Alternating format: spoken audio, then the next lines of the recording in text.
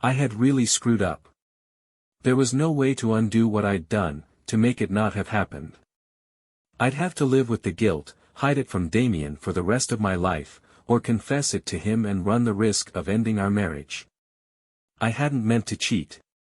I've always been a flirt, though, and this wasn't the first time flirting had gotten me in trouble, just the first time since my wedding. Well, I'd made it almost a year as a faithful wife. That should count for something, shouldn't it?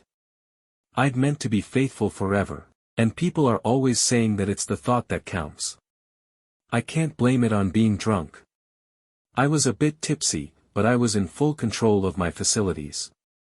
I'd met Hunter Carr at the bar in the hotel. He was in town on business and wondered if I'd like to get together for a drink. We had worked together in my very first job after college. We had spent a lot of time working together, and hanging out with a group of our friends from work. We'd been very close friends during those 2 years between college and when I decided to go back for my graduate degree. I hadn't told Damien that I was meeting Hunter for a drink, or even that he was in town. There was no need to, really. We didn't feel the need to keep each other updated on our daily schedules. He worked long days, with so many meetings that it would have been hard to keep up with him. My usual schedule was much simpler. Work, lunch, more work, driving home, waiting for Damien to come home. Not that I'm blaming loneliness, of course. I find plenty to keep me busy, and I have friends to talk to. It just happened. That's all I can say. I had a couple of drinks, and a small salad. We talked about old friends and old times. We flirted, of course. We'd always flirted.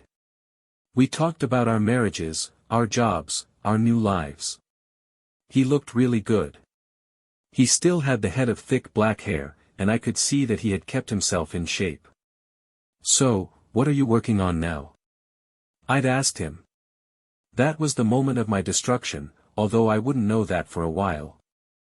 I'm shopping a novel around, he told me. I want a signed copy when it's published, I said. Would you like to see it? He asked. I've got it on my laptop. I could have asked him to send me a copy, of course. I didn't have time to read a novel in an afternoon. He knew that as well as I did. I'd love to see it, I said. Do you have it with you? It's in my room, he said. Of course it was. Nobody takes their laptop to the bar with them. It would have to be in his room. I could have asked him to go get it, but that would be putting him to a lot of trouble. It may be that he really just wanted to show me his novel. He may have had seducing me in mind when he asked me if I'd like to see it. I don't remember if he mentioned going to his room, or if I did. He was on the top floor. His room had a really great view. He opened his laptop and I sat at the desk to look at it. He had a bottle of scotch, and we had a drink while I skimmed the first chapter. It wasn't bad. I knew that he was a good technical writer, and a fine editor, but I hadn't realized that he had ambitions to be a novelist. I was impressed. I got up and looked at the view. I was still standing by the window when he came back. He put his hand on my back, and I turned toward him. He leaned in toward me, and I lifted my mouth to his. I could have stopped at any time. A kiss doesn't really mean anything. It isn't a promise, except when it is. His hands pulled me closer to him. Okay, I'm a dirty woman. I'll admit it. He was doing exactly what I'd hoped he'd do. He kissed me with such passion. When our parted, I looked into his eyes. I touched his face, and felt he pulling me close. I could have stopped him then, told him no, that it was wrong, but it didn't feel wrong. It occurred to me that I shouldn't be doing what I was about to do, but there was no doubt in my mind that I was going to do it. Can you guess what happens next? It was already 6 o'clock when I made myself get out of room and go home. I took a shower, careful not to get my hair wet, brushed it out, got dressed and put on makeup. It was almost half an hour before I left his room. I wasn't worried about anyone seeing me leaving the hotel. It was still early evening. And I would have been able to come up with a good reason for being there if anyone had seen me and asked. I started crying about halfway home. The drive gave me time to think about what I'd done, and try to think about what I should do, but mostly I just cried. It was well after 7 when I got home.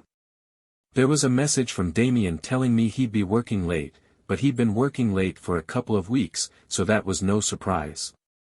He hadn't called me on my cell, which meant that he'd been too busy to talk anyway, so my not answering the phone didn't really matter that much. I felt guilty about not being there when he'd called though. If I'd come home at my regular time I would have been.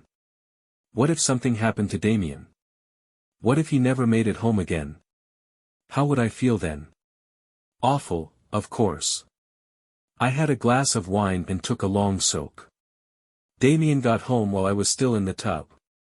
I dried off quickly when I heard his car turn into the driveway, and made it into the living room before he had the car in the garage. I hugged him tight and buried my face in his chest. "This is a nice surprise," he said. I wondered if he'd suspect anything. I should have just kept to routine, let him find me on the sofa, watching TV. "I missed you," I said. "I missed you too, babe," he said. "Sorry I have to work so late." "I'm sorry I with another man today," I thought but did not say. "I wanted to do something special tonight," I said. "And I ruined it by working late." "I'm sorry, hon." "No. You didn't ruin it," I said. I was wiping a tear from my eye. "It'll only be a couple of more weeks," he said. "Then we can spend some of the money I'm making and go somewhere nice for a weekend." "I'd like that," I said. I hugged him tighter. I was a bit tender for my afternoon with Hunter, but I kept that to myself. I deserved to hurt. I wanted Damien to make me so sore that I'd never think about cheating with another man. Later, after we had a snack and a beer, he said, "Guess who I heard from today?" "Who?" I asked. "Hunter Carr." My heart skipped. I buried my face in his shoulder, hugging him tight. I wondered if Hunter had told him. "You remember Hunter, don't you?" "Yes. In fact, I cheated on you with him this afternoon." I only thought the last part, of course. "He's trying to sell a novel," he said. I mumbled, "Oh," into his shirt. "How's he look these days?"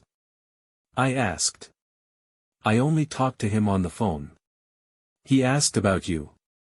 "Did he?" "Yeah. He always had a crush on you," he said. "Anyway, he asked us to have drinks with him tomorrow." "Drinks?" "I have to fly down to Atlanta tomorrow, so I told him I couldn't make it."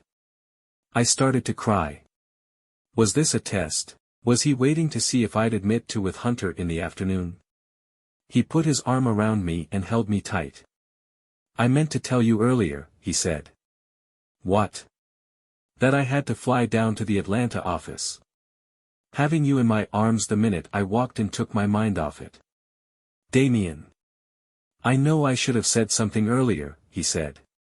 He had slipped into full apology mood just at the moment I decided to make a full confession. "This account is so important to the firm, though. I promise, when I come back we'll spend the weekend just us two, okay?" "Okay," I said. Too bad we couldn't have drinks with Hunter though. Maybe he would have let us read his novel. It would be fun to see someone from the old days. "You can go if you'd like." "I don't think so," I said. I wondered if this was some sort of trick. Did he know or suspect that I had spent the afternoon with Hunter? Was he trying to set me up? "Well, he'll be in the blue room if you change your mind," he said. "About 5. You could stop in there on your way home from work. He's staying at the Carlisle. Maybe he'll buy you dinner at the Seventh Heaven." "It's Hunter," I said. I'd probably have to buy him dinner. I wasn't going to change my mind. Definitely not. I already felt guilty about cheating. I was going to pretend that Hunter had never happened. If he said anything about us to Damien I would deny it, cry my eyes out and ask Damien why Hunter wanted to ruin my life. I'd think of some way to make it up to Damien too. I wasn't going to spend the evening drinking with Hunter, that was for sure. To be continued.